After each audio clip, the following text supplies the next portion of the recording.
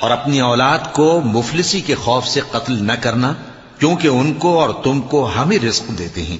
کچھ شک نہیں کہ ان کا مار ڈالنا بڑا سخت گناہ ہے، اور زنا کے پاس بھی نہ جانا کہ وہ بے حیائی ہے اور بری راہ ہے۔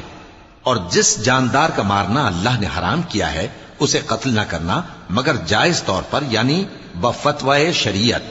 اور جو شخص ظلم سے قتل کیا جائے، ہم نے اس کے وارث کو اختیار دیا ہے کہ ظالم قاتل سے بدلہ لے، تو اس کو چاہیے کہ قتل کے قصاص میں زیادتی نہ کرے کہ وہ منصور و فتح یاب ہے۔ اور یتیم کے مال کے پاس بھی نہ پھٹکنا مگر ایسے طریق سے کہ بہت بہتر ہو، یہاں تک کہ وہ جوانی کو پہنچ جائے۔ اور عہد کو پورا کرو کہ عہد کے بارے میں ضرور پرسش ہوگی۔ اور جب کوئی چیز ناپ کر دینے لگو تو پیمانہ پورا بھرا کرو، اور جب تول کر دو تو ترازو سیدھی رکھ کر تولا کرو۔ یہ بہت اچھی بات